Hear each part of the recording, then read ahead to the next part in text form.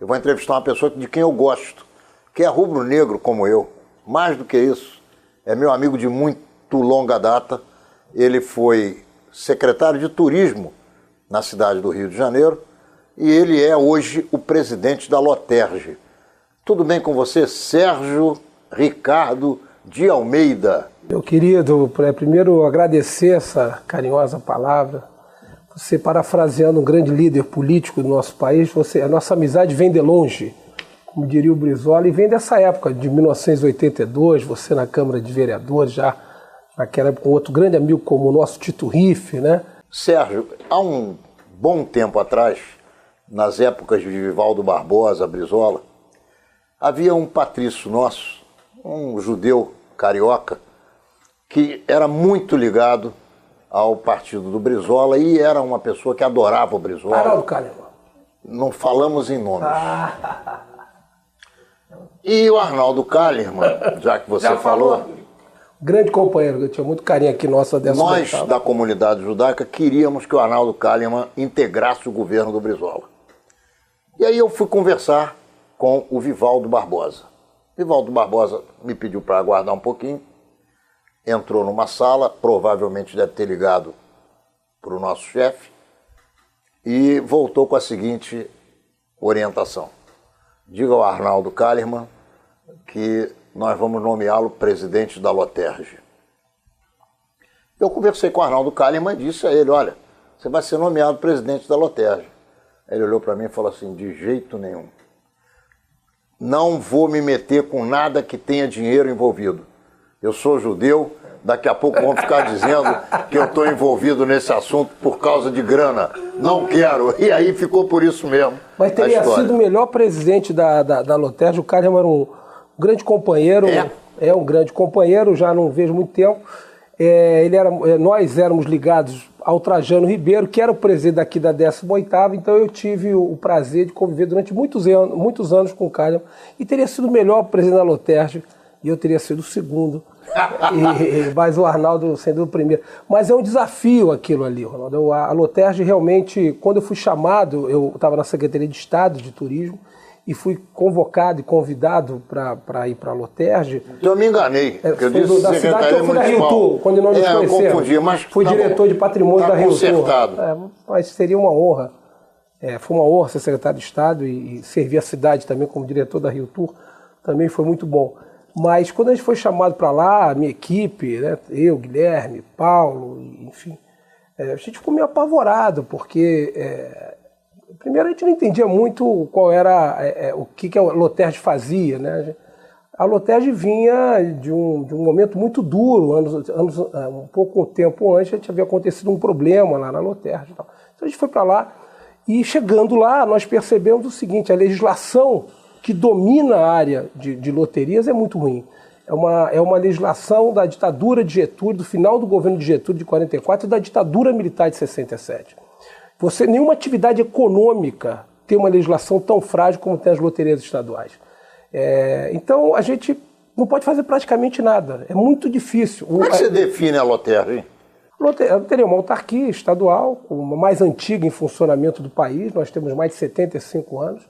É uma empresa que tem como obrigação de dedicar 70% do seu lucro líquido às entidades sociais, e isso sem fazer nos últimos 75 anos.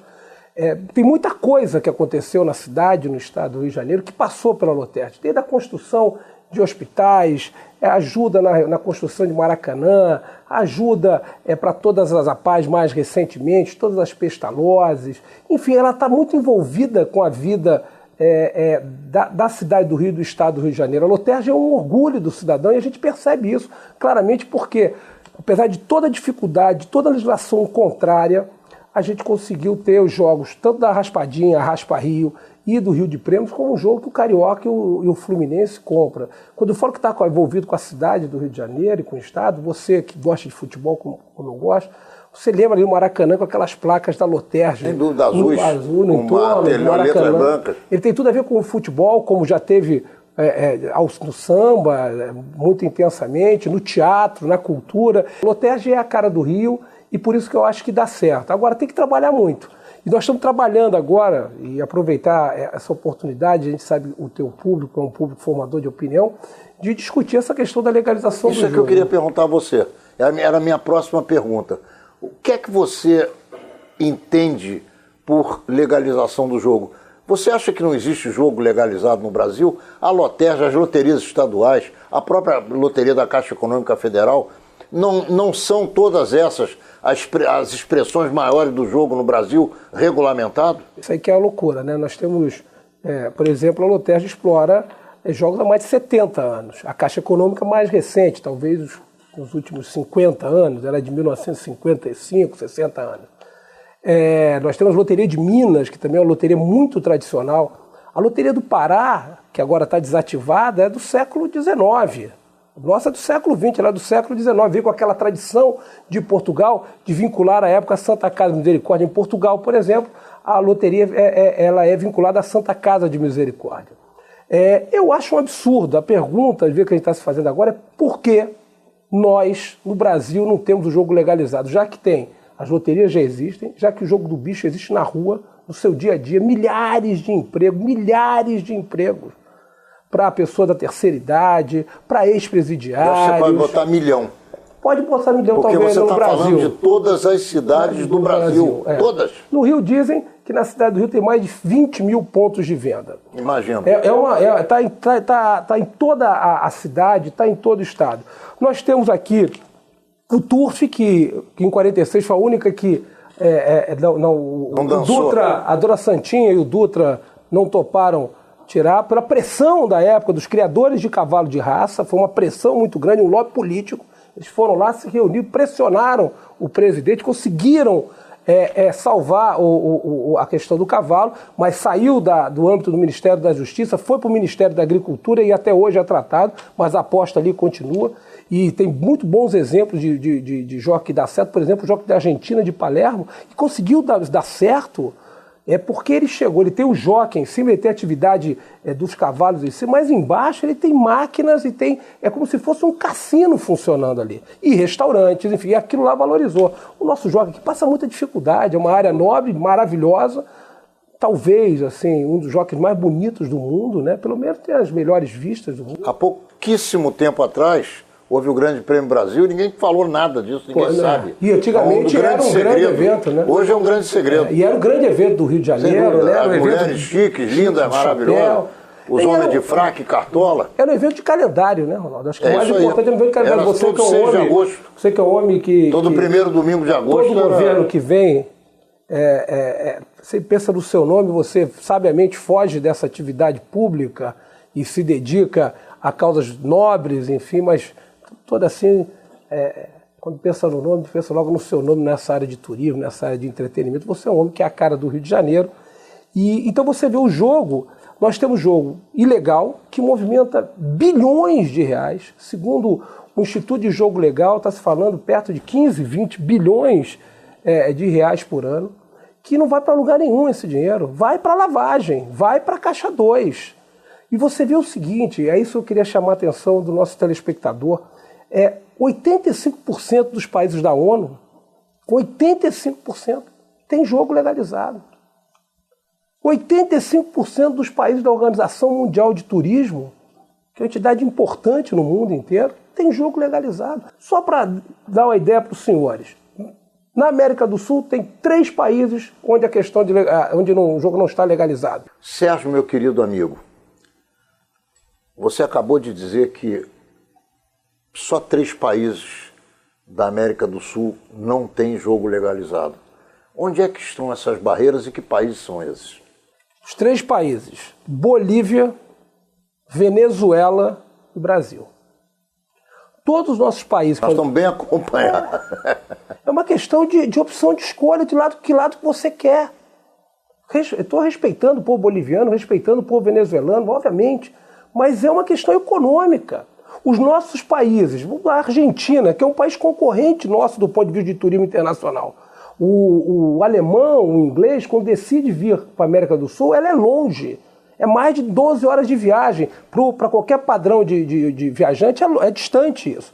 Eles resolvem para cá, eles incluem Buenos Aires. E no Brasil eles fazem Rio, São Paulo, Rio, Salvador, Foz do Iguaçu. Um pacote meio que o mais vendido lá fora. E lá no Buenos Aires ele vai a cassino. E no Uruguai? No Uruguai nós saímos aqui em aviões. Sai do avião, tá no cassino. Vai pra Punta del Este. É isso aí. E tem uma diária mais barata, tem shows internacionais maravilhosos. Isso no Chile também. O Chile é um país até mais conservador do ponto de vista religioso do que o nosso. E tá com um cassino legal. Agora, o que me parece, o que é decisivo, e é isso que a gente tem lutado por isso. O Brasil, mais de 65 anos, está como espectador do mundo para saber quais são as melhores soluções que tem que ser dadas ao jogo. Mas isso aí é um privilégio. Já que perdemos esse tempo todo, então vamos pegar quais são as melhores práticas no mundo e vamos trazer para o Brasil sem medo. Esse discurso que nós não temos capacidade de fiscalizar, sinceramente, eu atribuo a nossa Receita Federal, a nossa Polícia Federal, o nosso próprio Ministério Público, são instituições que têm que ter todo o respeito do Brasil, estão demonstrando agora a sua capacidade técnica. E eu quero dizer outra coisa, nós temos outro aliado, que é a tecnologia. Quando a gente descer aqui depois dessa gravação e vamos comer alguma coisa ali embaixo, eu vou passar o cartão. Na hora que eu estiver ainda pegando o cartão de volta, já está no meu celular que eu gastei de quanto foi o gasto. Como é que isso não pode ser implementado? E quem tem que pagar essa implementação, Ronaldo, é o jogo, é o setor privado, o banqueiro, que tem que nos botar toda a tecnologia. Por isso, me parece que, mais do que isso, os cassinos que querem instalar no Brasil inteiro, eu defendo que sejam instalados todos no estado do Rio de Janeiro, todos na cidade. Os 7 ou 10 cassinos que serão instalados no Brasil nesse momento, esses grandes caras estão vindo aí, querendo saber, tem que ser no Rio de Janeiro. Mas qual é a barreira? Onde é que está o nó górdio dessa história? Porque eu quero te lembrar, porque nós já conversamos sobre isso fora daqui, que existem outras teorias que nada tem a ver com a dona Santinha a respeito de por que o Brasil não tem jogo e por que o Dutra encerrou o jogo no Brasil. Dizem outros que estudaram esse assunto, e um deles é o Luiz Carlos Prestes, filho, né? Neto. Luiz Carlos Prestes, filho. Ele contou aqui para nós que o Benjamin Vargas era quem realmente definia a questão de quem mandava nos cassinos no Brasil. E o dinheiro do jogo ia todo para as campanhas do Getúlio Vargas. E o Dutra, depois de eleito presidente da República, sabendo dessa história, ele tinha sido ministro da guerra, ele quis evitar que o Getúlio voltasse com o dinheiro do jogo por trás da campanha eleitoral dele.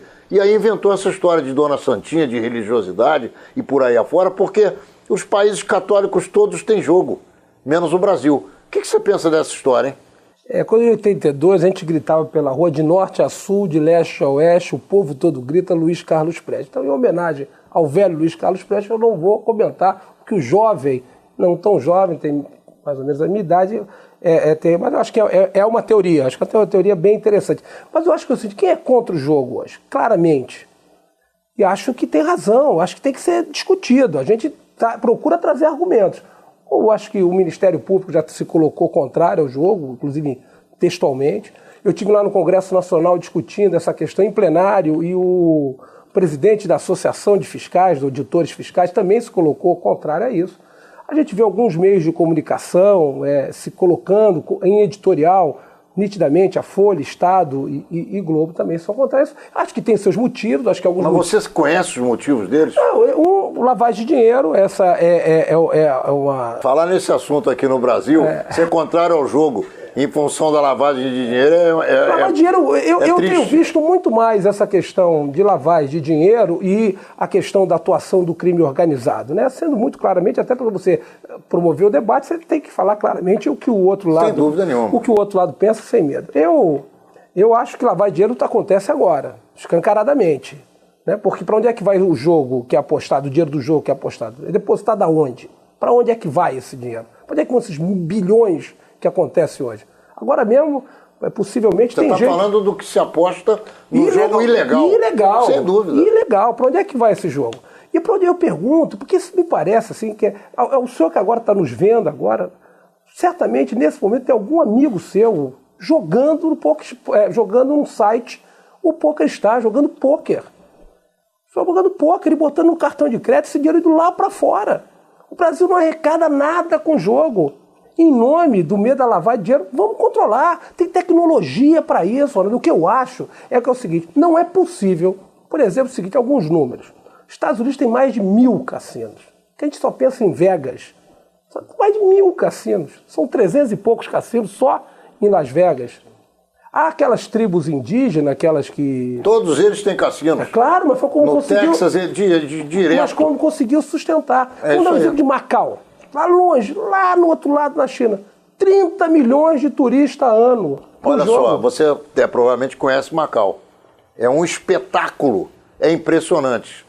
Você... Eu conheço Vegas, eu não conheço Macau. Mas é igual. Claro. É a mesma coisa, só que ela... Lá na Ásia. E pegou um público interessante. E dentro dessas curiosidades, você sabe que um período eles proibiram o cigarro dentro lá dos cassinos de Macau. Houve uma queda no jogo pelo hábito, né? E o chinês fuma muito. Mas você vê, mas na Inglaterra, você anda na Inglaterra, no centro da Inglaterra tem cassino de Londres. Oxford Street tem cassino. Claro, tem cassino. Em Madrid, na Gran Via. É Portugal, que é o país católico que gerou o Brasil. Tem o Estoril. Tem Estoril. É verdade. Quer dizer, você vai em qualquer lugar do mundo, qualquer lugar civilizado. E eu te pergunto, assim, a pergunta que a gente faz, eles não têm como fiscalizar? Será que eles não sabem como fiscalizar? Você imagina que vem os principais executivos lá de Vegas e fala que está disposto a investir 5, 8 bilhões aqui no Brasil, na construção de hotéis, na construção de trazer... A MGM quer botar um hotel MGM aqui que seja o cartão postal da MGM no mundo. Mas você acha que ele vai estar preocupado em fazer lavagem de dinheiro? Porque é o seguinte, se eles cometerem uma atrocidade aqui no Brasil, esses grupos internacionais, eles pedem a licença de Nevada. Então não se comete. É óbvio que a gente sabe que em qualquer atividade, tem o bom e o mau profissional. Tem o cara de boa fé e de má fé. Tem que estar de olho. Mas eu digo o seguinte, 85% dos países da ONU têm um jogo legalizado. Então é o seguinte, a gente não pode ter medo disso. A gente tem que enfrentar, criar uma legislação, obrigar que o setor privado faça um investimento em tecnologia para que a gente possa fiscalizar. Quando fizer um jogo ali, já tenha na máquina lá do fiscal, da Receita, já tem ali na máquina do Ministério Público, enfim, tudo com controle, bem controlado. Eu acho que tem jeito. O que é que a Lotérgia ganharia, o que as loterias do Brasil legalizadas, dos estados, a Caixa Econômica, o que é que estas instituições ganhariam com a legalização do jogo? Tem um número nacional que, se o processo de legalização do jogo faria entrar para a economia uma coisa de 55 bilhões. E, obviamente não é todo ano isso depois agora teria um grande investimento, por exemplo, na questão de infraestrutura, de hotelaria, da construção de bingo, da instalação de tecnologia, fibra ótica, enfim, todo isso que... Essa parafernália. Restaurantes, né, bares, essa instalação de área de entretenimento. Então, o Brasil está abrindo mão de receitas como essa. A legislação que está sendo... A legislação hoje é muito ruim, como eu te disse, é uma legislação do governo de Getúlio e da ditadura militar. O que está sugerindo agora nos projetos de lei é que as loterias estaduais fiquem, além dos jogos que elas já operam, jogos lotéricos, que são jogos instantâneos, ou de prognóstico, ou da loteria tradicional, que nós poderíamos operar também o jogo do bicho e alguns entendem que o bingo poderia ser estadualizado, outros entendem que poderia ser municipalizado, né? Ao governo federal ficaria o cassino, a legalização completa dos cassinos, a arrecadação completa dos cassinos e jogos de aposta de esportiva também, que está crescendo muito no mundo inteiro. Então a gente teria uma fatia aí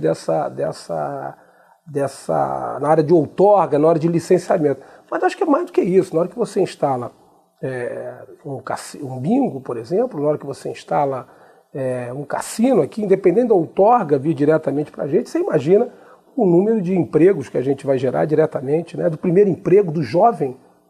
Você lembra dos bingos aqui? Os bingos tinham jovens trabalhando, foi o primeiro emprego de muita gente. Tinham músicos que não tocavam mais. Calbi Peixoto, Ângela Maria, o próprio Aguinaldo Timóteo, muita gente que já não tocava mais, que estava esquecido de Cro, o querido de Cro, Bezerra da Silva, estavam esquecidos, não tocavam nas rádios. iam tocar lá, aqui em Copacabana, nos meios de Copacabana. Isso você imagina multiplicado pelo Brasil inteiro, o número de pessoas que você vai colocar em restaurantes. Você sabe, você conhece melhor do que eu de entretenimento, você conhece o homem do mundo, conhece de entretenimento. Onde você instala um hotel, melhora no seu entorno, porque ele traz coisas ali para o lado. O hotel tem essa característica, o shopping center tem essa característica, porque ele distribui, que é um cara, o outro se instala, um pequeno se instala ao lado, as pessoas ali tentam dar uma melhorada minimamente. Qualquer investimento que você faça numa cidade como o Rio de Janeiro, você incorre numa facilidade e qualidade de vida para uma opção de gente. E gera emprego, e acredita que gera emprego, porque sabe qual é o problema? A economia do Rio de Janeiro, houve muito esforço nos últimos anos de ampliar, e isso é fato, isso é verdade. Nós temos uma instalação do polo automotivo importante ali na região de Itatiaia, de Resende, de Porto Real. Nós temos o polo gás químico em Caxias, nós temos a parte de fruticultura do norte fluminense, nós temos, mas na verdade, quer dizer, além da questão do serviço, nós temos a questão do petróleo, que é fundamental para o Rio de Janeiro. Está ali do nosso lado, nós demos sorte de estar ali no nosso litoral, e petróleo se falava em R$100, todas as negociações, o barril era R$100, hoje nós estamos falando em 20, 25, enfim. Ele parou em 20 e poucos, depois subiu a 55, agora está um pouquinho recuado. Então, está na faixa de uns 48, por aí. Você vê o seguinte, a nossa economia sentiu com isso, sentiu violentamente com isso. Não é porque o Rio de Janeiro só tem isso. Não, o Rio de Janeiro só não tem isso, não. Nós temos outras atividades importantes. Mas você vê o petróleo, toda a riqueza que ele trouxe para a cidade do Rio de Janeiro, mas ali a região dos lagos, Macaé, Rio das Ostras, Cabo Frio, o aeroporto de Cabo Frio que foi internacionalizado, era um aeroporto alfandegado, importante para o turismo, até teve voos de Buenos Aires que vieram para lá para atender provavelmente bus ali. Ele tinha uma demanda muito grande, porque é um porto ali para atender Macaé, Rio das Ostras, ele está hoje em condições muito precárias, enfim. Então, temos que substituir isso por uma outra atividade. E aí eu acho que é a atividade que o Rio de Janeiro é a cara do Rio, que é a atividade de entretenimento. Quando a gente fala do jogo, Ronaldo, eu estou falando de entretenimento. Estou falando que o jogo... O jogo não vem sozinho, ele vem com artistas, com cantores, com músicos, com aqueles sujeitos que são poetas, que fazem as músicas, os nossos compositores. E você vê mais como outra coisa, que é a vocação do Rio. Hoje, o jogo em Vegas, o jogo representa 40% da arrecadação de Vegas. 40%. Os outros 60% é de entretenimento, principalmente convenções e congressos e feiras, que é a cara do Rio de Janeiro. Porque quando o Rio Convention Visitor Bureau sai para disputar um evento mundial, daqui a 5 anos, 6 anos, que é assim que é. É assim, você vai buscar eventos que a gente cedia hoje, isso foi captado há 10 anos atrás, 8 anos atrás. Então, tem vários elementos ali de decisão, de poder decisório daqueles médicos cardiologistas que resolveram vir no Mundial de Cardiologia para o Rio de Janeiro, ou para qualquer lugar do mundo. Quando a gente disputa com alguns lugares, fica difícil. Eu acho que o jogo, por exemplo, facilitaria e aumentaria no poder de decisão. Ô Sérgio, eu fui criado em Caxambu. Quando você chega num Hotel Glória de Caxambu, quando você vai a Poços de Caldas, no Hotel Quississana ou no Hotel Palace, quando você vai a Petrópolis, no Quitandinha, quando você vem aqui na Urca e vê o cassino da Urca, e você sente que todos esses grandes palácios acabaram sofrendo drasticamente com o jogo, você imagina o prejuízo que o Brasil vem tomando há mais de 70 anos, 80 anos com essa história. O que é que você pensa efetivamente que pode ser feito para reverter esse quadro? Você acredita que os deputados se convenceram que tem que votar isso ou ainda não? Eu acho que esse ano não vai votar, não. Eu tenho essa impressão que a pauta não vai ser essa, não. A pauta agora é da reforma trabalhista, da reforma previdenciária, e acho que o governo está muito enfraquecido, né? A gente está fazendo essa entrevista aqui e não sabe o que pode acontecer amanhã, do ponto de vista do governo federal, mas eu tive a impressão que em dezembro do ano passado estava muito bom para ser votado, acho que seria aprovado, mas Brasília, o velho Ulisses já dizia, Brasília era política, né? A nuvem, você olha para um lado, está de um jeito e tal, e de manhã a gente achou que fosse aprovado, de tarde tirado de pauta. Eu estou achando que esse ano ainda não vai ser aprovado isso, não. O que é uma pena, a gente vai perder mais um ano. Mas eu acho que cada dia que passa também tem uma vantagem, né? Eu acho que a gente gera um convencimento em algumas pessoas importantes. E nós estamos gerando esse convencimento, falando abertamente, discutindo abertamente. Tem muita gente falando do jogo, tem alguns deputados já assumindo essa questão do jogo, que é importante, vinculando turismo e jogo. Eu acho que esse ano talvez não mais, mas ano que vem eu acho que vai ser pauta do Congresso e vão ter aprovado. E aí vamos ter um momento de implantação, de implementação, que demora um tempo. Eu acho que o bingo é mais rápido, os jogos lotéricos também, o cassino demora mais tempo, porque a construção é de espaço. Mas quero crer que ano que vem nós vamos ter boas notícias em relação a isso. Infelizmente, o ideal seria que fosse aprovado já esse ano. O que é que te dá mais alegria no trabalho que você desenvolve já há tanto tempo? Lá dentro da Lotérgia? Eu juro, assim, sem nenhum falso, assim... são as creches. Eu tenho 3 creches que a gente apoia com o Rio Solidário. Fica na Cidade de Deus, na Maré e no Batã. Batã era o pior índice de desenvolvimento humano lá da Zona Oeste. A Cidade de Deus a gente já conhece, né? A Maré a gente já conhece. Nós temos essas 3 creches lá. Eu digo nós porque, enfim, a gente tem um envolvimento... Quantas crianças vocês... Cara, são 230 crianças em média por ano, de 0 a 4 anos. Nós já estamos há 9 anos com essas creches, então já tem mais de uma turma, são mais de 500 crianças que já passaram em cada creche dessa. E eu quero dizer que me orgulha porque basicamente é quase 100% do dinheiro da Lotérgia. Não pode ser 100%, porque são repasses, tem ajuda de outras, mas a Lotérgia é importante. E eu quero dizer o seguinte, primeiro, nós conseguimos dar comida para essa criança desde o 0 ano, leite. Elas entram 8 horas da manhã, saem 6 horas da tarde. A mãe tem que estar trabalhando, tem que ser da comunidade. As pessoas que trabalham na creche são da comunidade. Então acontece uma coisa sensacional. Se tem algum problema ali na creche, percebe se a criança está com algum problema, é muito rápido. Além de ter uma assistência social, é muito rápido a mobilização para saber o que está acontecendo, porque, obviamente, que todas as famílias têm problema. Então, sempre é muito rápido. Então, se você perguntar, as 3 creches. Se você perguntar, por exemplo, quase 92 APAES que a gente ajudou. A gente só não ajudou todas porque algumas não conseguiram receber recursos, porque para fazer convênio tem que, enfim, ter uma legislação. Mas quase na sua totalidade, as pestalozes também, que a gente conseguiu ajudar. Nós estamos agora, aproveitar até essa oportunidade, nós montamos edital agora de chamamento público e todas as entidades do Estado do Rio de Janeiro que trabalham na área de deficiência, que trabalham com pessoas com algum tipo de deficiência, podem participar. São 5 milhões e meio, 5 milhões e 200 para você fazer, para atender, para pagar parte de salário, que às vezes é mais difícil você manter um projeto, não é nem a estrutura da série, porque está lá mantida, é você poder pagar os profissionais. Então, botamos agora, tem 1 semana, então ela está bem recente. Então, ajudar as crianças com deficiência também é um lugar, é uma coisa que nos faz muito bem.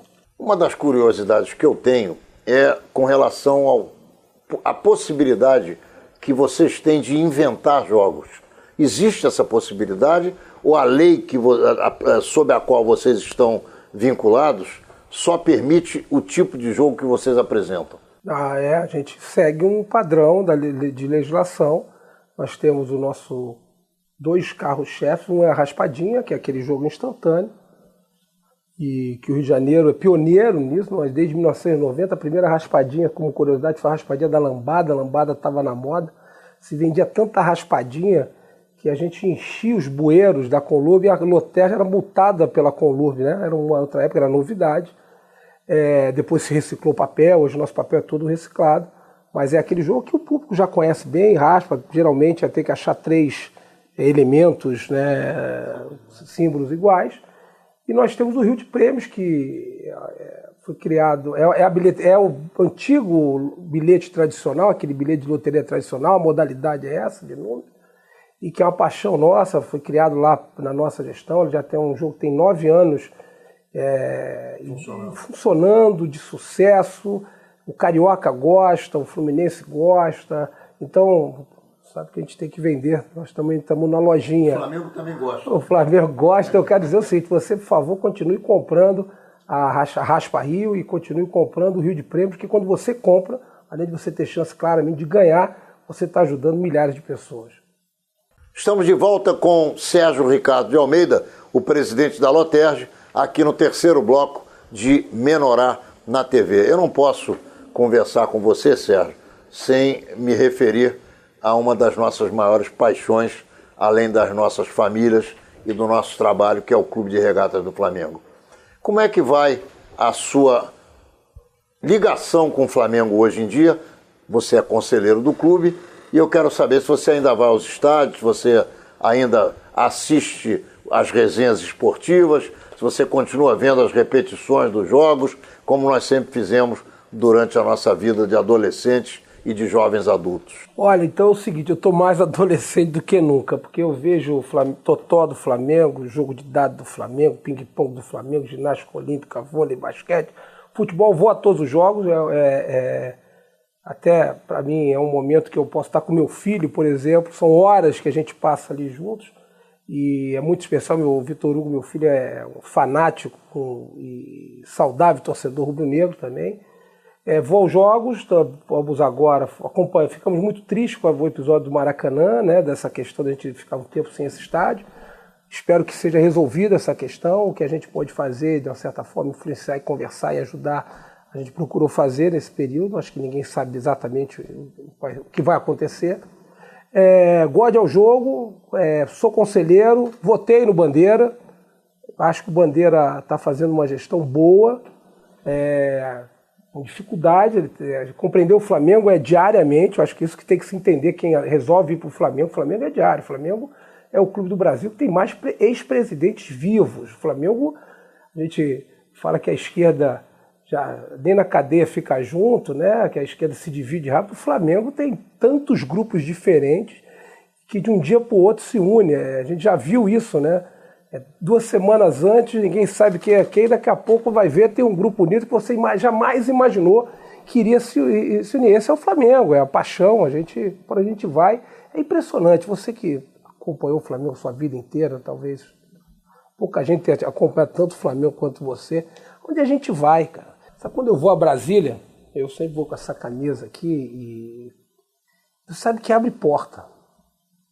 Você vai conversando ali, está no Supremo, está no Congresso, enfim, abre porta porque em Brasília é muito, né? Brasília é impressionante a quantidade de flamenguistas, mas aí você vai em Goiás é a mesma coisa, você vai no sul do país é a mesma coisa. Santa Catarina, eu estive em Santa Catarina, é a maior torcida de Santa Catarina, é mais do que o Avaí, do Figueirense, o Joinville, é impressionante. É isso aqui, e no mundo inteiro, né? No mundo inteiro você vai, quando você fala do Flamengo, e eu costumo de alguma forma, quando viajo, levar alguma coisa do Flamengo, eu acho que o Flamengo é isso. O Flamengo é essa paixão, o Flamengo é essa loucura, a gente está torcendo como a gente começou no início do programa, e eu estou levando muita fé no Flamengo esse ano. Eu acho que o pior já passou. A gente vai agora conseguir o equilíbrio e vamos ter um campeonato. Mas também é o seguinte, se não ganhar, ano que vem a gente vai levar muita fé, vamos continuar sendo mais flamenguista, vamos continuar sendo mais rubro-negro, e ainda soma a minha paixão do Flamengo, eu tenho aquela paixão pela Estação Primeira de Mangueira. Então é o que eu podia dizer, que eu sou um flamenguista. Me conta sobre o Flamengo, o que é que você pensa, essa questão é interessante. Você acredita que nós devemos fazer renovação através de técnicos? Ou você acredita, por outro lado, que técnicos precisam ter cabelos brancos? Qual é a tua opinião a respeito de técnicos muito jovens que começam a sua carreira, como é o caso do José Ricardo, que veio da divisão de base do Flamengo depois de ter sido campeão na Copinha, e hoje encontra uma série de dificuldades para conseguir equacionar um time cheio de jogadores craques comprados no mundo inteiro. Eu acho que o Zé está vacilando, eu acho que o Zé Ricardo está vacilando. Eu não tenho essa coisa, eu tenho muito respeito pelos cabelos brancos, obviamente, eu tenho muito respeito pela experiência, eu não abro mão da experiência, mas a pergunta também tem que talvez ser respondida de uma outra forma. Quem é que está aí que poderia ser técnico do Flamengo, que poderia nos ajudar? Ou a gente vai lá e toma o técnico de alguém, né, pega num clube. O que não tem problema nenhum, porque mercado é isso. E o futebol hoje é um negócio. Eu acho que aí me parece que talvez, porque livre não tem ninguém. E quero te dizer que a nova fase, os mais antigos, os técnicos mais antigos, eu acho que a maioria já bateu no teto. Eu gosto, particularmente do Rio de Janeiro, eu até gosto muito do Abelão. Eu gosto muito do Abelão. Acho que o Abelão ainda vai ter que voltar ao Flamengo, ainda tem que ser técnico do Flamengo. E ele é o mais velho dos treinadores na atualidade. Não sei se agora com a volta do Luxemburgo, o Luxemburgo talvez seja da mesma idade, são contemporâneos, né? Então, mas o Abel era o mais velho, ou com mais idade. Mas me parece que o Flamengo tem que buscar uma alternativa. Tem pouca alternativa no mercado. Eu também, sinceramente, eu acho que dá muito valor aos tal dos professores, né? O professor para cá, o professor para lá, o professor para cá, o professor técnico, eu quero dizer. Eu não tenho opinião. Eu acho que o Zé Ricardo faltou, por exemplo, essa saída, a saída da Libertadores tão precocemente, ele sentiu, por ser jovem, por falta de experiência. É natural. A gente que tem cargos importantes... Então, ele saiu da Libertadores por ser jovem e também por ter falta de experiência. E eu acho que ele está sentindo agora. Eu estou achando que ele não está conseguindo tomar, de novo, o clube não está conseguindo tomar o vestiário, como na discussão do Boleiro. Talvez, nesse momento, fosse fundamental alguém lá como dirigente, como técnico, ter um cara mais experiente nesse momento. Talvez nesse momento. Mas eu vou te falar, eu não consigo ver muito técnico no Brasil que possa substituir a altura. Eu não consigo, assim, eu gostaria de ver. Eu não consigo. Sérgio, nós já torcemos por Berico, por Foguete e por coisas desse gênero, tipo Fio. Radar e Marciano. Radar e Marciano. Isso que é sensacional. Merica. E coisas assim. Eu e você e eu, que somos torcedores de arquibancada, da época do Maracanã, dos bons tempos, sabemos que o Flamengo, quando tem o que oferecer à torcida, a torcida paga a conta. Então, a pergunta que eu te faço é a seguinte: o Flamengo tem que se contentar com soluções caseiras ou quem dirige o Flamengo tem que pensar planetariamente? Eu acho que o Flamengo pode e deve pensar planetariamente. Acho que a gente tem condição de trazer gente importante. Eu, por exemplo, agora, para te falar assim, eu queria trazer um goleiro. Não o Júlio César, não, porque o Júlio César não vem aqui. O Júlio César já me declarou assim, uma conversa longa com a gente que não viria. Eu acho que a gente tem que buscar um goleiro para pensar nos próximos 5, 6, 7 anos. O Flamengo tem que ter goleiro. O Flamengo tem que ter goleiro. O Flamengo sempre tem na sua história bons goleiros. Então a gente tem que ter um goleiro que custe o que custar. Vai ser muito mais barato que qualquer gringo desse que foi trazido agora, que a gente paga 200, 300 reais. E vai ser um goleiro para ser de goleiro de seleção brasileira ou de seleção de qualquer time europeu. Eu, nesse momento, assim, eu quero te dizer que o investimento é goleiro. Porque senão, se a gente não investir em goleiro agora, a gente vai estar dando... Primeiro, eu acho que o Muralha não é goleiro, é goleiro de totó. Já que nós estamos falando de futebol, goleiro de totó, não chega em nenhuma bola. Eu acho ele muito fraco. Talvez... Quero te dizer o seguinte, não me lembro goleiro mais fraco do que o Muralha. Estou falando isso aqui agora para não ter dúvida. Eu estava discutindo essa semana e eu não me lembro goleiro tão fraco. O Flamengo já teve goleiros razoáveis. Até ídolos nossos que não eram tão bons. Cantarelli, enfim, alguns goleiros. Zé Carlos, o falecido Zé Carlos, enfim. Mas esse é o pior goleiro. E o goleiro, o garoto, ele é muito novo para você e é um bom goleiro. Já se provou que é um bom goleiro. O Thiaguinho, mas ele é muito novo. Não dá para dar essa responsabilidade. O Maracanã lotado vai lhe dar uma vacilada, você sabe que o Flamengo... Nós já expulsamos gente muito boa aqui, porque a torcida também, ao mesmo tempo que ela incentiva, ela cobra de uma maneira muito radical. Então eu acho que eu faria investimento. E nessa linha, dentro daquela linha, no outro que eu te falei, que a dificuldade de ter técnico no Brasil, talvez mereça a gente pensar, sabendo que a torcida entrega, em algum técnico lá de fora. Tivemos poucas experiências, não sei, o Flamengo, talvez o Strick, talvez... Você lembra do Freitas Solis? Do Freitas Solis, que foi o sujeito que lançou Babá, Moacir. Eu não me lembro. É uma época anterior a você. Era anterior a mim. Eu sou um pouco mais velho do que você. Isso. Um pouco não, acho que bastante.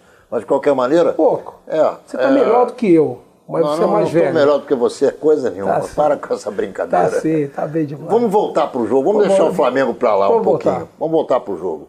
Vamos voltar para a Loterge. Eu te perguntei o que é que mais te alegra, você me falou das creches. O que é que mais te aborrece na Loterge? Não tem uma legislação à altura da importante atividade econômica que é o jogo no Brasil.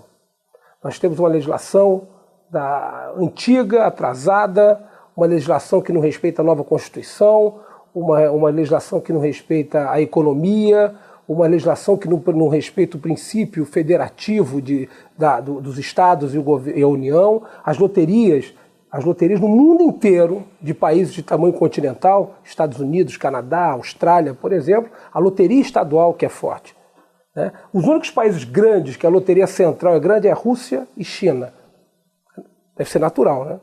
Porque o poder central é tudo. Então, eu gostaria que tivesse uma legislação do século XXI, as loterias estaduais tivessem uma legislação do século XXI, para que a gente pudesse operar. Eu digo o seguinte, a gente aqui no Rio, o cara em Minas, o cara no Piauí, o cara no Ceará, o agente ali, ele está mais perto da comunidade. Ele sabe o que a comunidade quer. Eu, por exemplo, eu não botaria peso nenhum na festa junina, mas talvez o cara da loteria da Paraíba e do Pernambuco colocasse peso na festa junina. Mas eu colocaria no carnaval, eu colocaria no samba, porque na verdade a gente pensa no carnaval 4 dias, mas o samba no estado, durante o ano inteiro, você já entrevistou o Prestes aqui, que ele fala da economia do carnaval, sem dúvida, que é sensacional, que são números expressivos, são números importantes. Eu fiz a raspadinha dos clubes do Flamengo, do Vasco, do Fluminense, do Botafogo. Qual foi o resultado? Primeiro, o Flamengo vendeu mais, mas foi um pouco da divisão do que acontece. O Flamengo vendia quase 45%, o Vasco em segundo, com 20 e poucos por cento, e o Fluminense e o Botafogo com 13%, 14% lá atrás. E a venda representava onde estão as torcidas, né? O Flamengo vendia em todos os lugares, pobre, rico, como é a torcida. O Vasco, uma penetração em toda a cidade, no estado, mas, e vamos chamar assim, em pontos de venda que tem mais classe média, era visível isso, né? Ele vendia em Bangu, mas ele vendia mais na rua central, no calçadão de Bangu, do que de repente mais afastado, na periferia do bairro. O Fluminense não vendia mais, além da Tijuca, né? Você vai levantar, você botar a raspadinha na Baixada, a venda caía, vendia em Niterói bastante, e vendia pouco em São Gonçalo. E o Botafogo com uma característica, ele vende bem em todos os lugares, assim, e tinha um perfil de compra diferente. O botafoguense comprava mais de um, o Botafoguense sempre compra o filho pro neto, porque é um time de família, uma maneira de incentivar. Eu acho que até se dá também em camisas, assim. O Botafogo nunca compra uma camisa, ele tenta para tentar salvar aquela... Os 16 da Kombi. Os 16 da Kombi, respeitosamente. Então era esse perfil. Foi um sucesso, os clubes faturaram com isso. A gente está pensando em lançar agora a Raspadinha dos Campeões, a gente já lançou logo no início da nossa gestão, que é pegar ex-jogadores campeões e você usar a imagem deles, porque tem um pouco da maneira você vai ajudar esses caras, né, que precisam arrecadar, e você gera a boa relação do ídolo com e a boa rivalidade. A boa rivalidade, né? O cara compra do Giovani, raspa do Giovani no Vasco, aí o outro comprou do Júnior, o nosso ídolo eterno, Júnior. Do Fluminense, eu me lembro que ainda o Assis vivo, a gente lançou a do Assis, não conseguimos lançar a do Washington, que na época estava muito doente, estava com muita dificuldade. Morreram os dois. Morreram os dois. E lançamos do Newton Santos, tivemos o privilégio e a honra de estar com o Newton Santos, que também naquela época já começando doentinho e tal, e a esposa dele foi muito, muito gentil conosco e permitiu que a gente fizesse isso. Não conseguimos do Fluminense lançar a do Rivelino, o Rivelino estava em São Paulo, tentamos, não conseguimos. Mas do Flamengo lançamos a do Bebeto. O Bebeto tinha uma característica de, por exemplo, vender tanto no Flamengo como vender para o Vasco.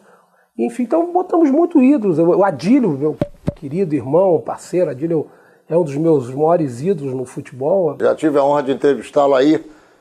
Eu aqui e ele aí, onde você está obviamente sentado. Que o Zico está acima, né? Está acima, sem dúvida. Mas já se o Adílio, para mim... Aquela turma toda foi espetacular. O Uri Geller, o Gil, Leandro Figueiredo, Moses, Júnior Andrade, Adílio, Zico, Tita Nunes e Júlio César. Perfeito. É o time, é o melhor time do mundo. Meu querido irmão, infelizmente, esse papo é maravilhoso, poderia durar um dia, ou vários, mas o nosso programa só tem 1 hora de duração. E eu quero pedir a você que se comunique com os nossos telespectadores, faça suas considerações finais e se despeça, porque infelizmente nós terminamos o nosso tempo. Foi uma pena, Ronaldo. Eu quero te agradecer, em primeiro lugar te agradecer muito, realmente isso aqui foi um bate-papo, desculpe aí a informalidade, você que está nos vendo do outro lado, mas são 2 amigos conversando, 2 apaixonados pelo Rio de Janeiro, 2 apaixonados pelas coisas que fazem, que realizam. Eu quero pedir para você comprar a Raspadinha, compra a Raspa Rio, vá nas bancas de jornais, nas lojas, compre o Rio de Prêmios. Você comprando, você vai estar ajudando. E que você pense, fale com o seu deputado, fale com o seu senador, discuta essa questão do jogo de uma maneira mais aberta para que todo mundo possa, de alguma forma, ter noção do que está se falando e com isso gerar emprego, gerar impostos, gerar renda, gerar receita. Mas compre a Raspa Rio, compre Rio de Prêmios, que só assim a gente pode ajudar as pessoas.